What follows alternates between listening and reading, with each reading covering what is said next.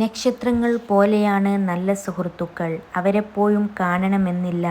എങ്കിലും നമ്മുടെ നല്ലതിനു വേണ്ടി അവർ കൂടെ ഉണ്ടാകുമെന്നത് തീർച്ചയാണ്. നല്ലതാണെന്ന് ബോധ്യമായതിൽ ശക്തമായി അടിയുറച്ച് വിശ്വസിക്കുക.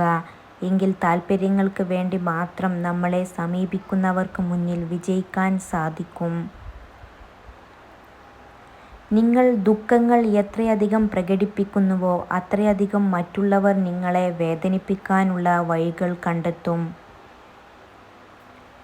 ആളുകളുടെ വികാരങ്ങൾ കൊണ്ട് നിങ്ങൾ ഒരിക്കലും കളിക്കരുത്. അത് കളിയാണെന്ന് അറിഞ്ഞാൽ പിന്നെ അവരെ നിങ്ങൾക്ക് ഒരിക്കലും തിരിച്ച് കിട്ടില്ല.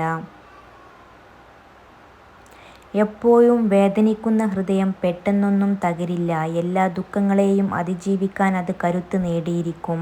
അതുകൊണ്ടാണ് ജീവിതത്തിൽ ഒരുപാട് വേദനകൾ ഉണ്ടായിട്ടും ഒരുപാട് പേർ ഇന്നും പുഞ്ചിരിയോടെ ജീവിക്കുന്നത്.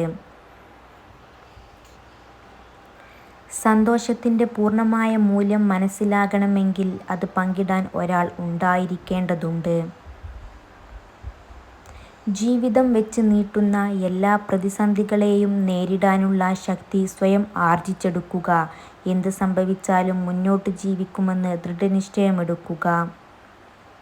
ഇടുങ്ങിയ ചിന്താഗതിയിൽ സ്വന്തം സ്വപ്നങ്ങളെ തളച്ചിടാതെ ചിറകുകൾ വിടർത്തി പറക്കുക.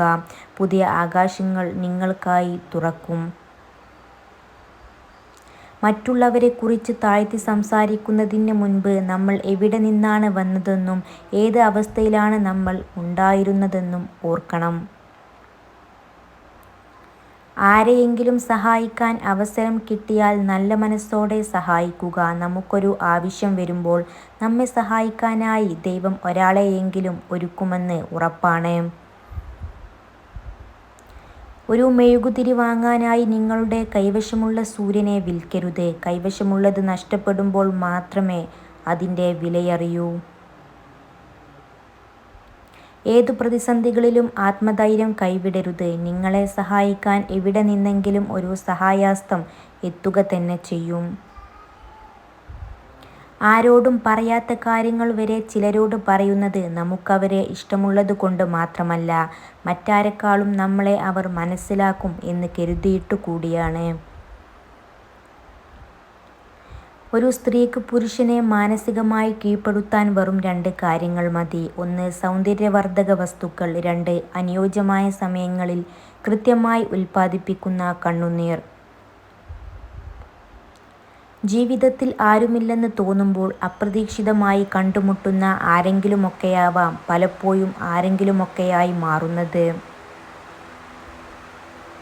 ഒരു സ്ത്രീ നിങ്ങളെ ഒഴിവാക്കിയാൽ അസ്വസ്ഥരാകരുത്. അതിനേക്കാൾ മെച്ചപ്പെട്ട മറ്റൊരാളെ കണ്ടെത്തുന്നതാണ് ഉചിതം. പരസ്പരം കേൾക്കാനുള്ള സമയവും പരിഗണിക്കാനുള്ള ക്ഷമയും ഉണ്ടാകുമ്പോഴാണ് ജീവിതത്തിലെ എല്ലാ ബന്ധങ്ങളും മനോഹരമാകുന്നത്.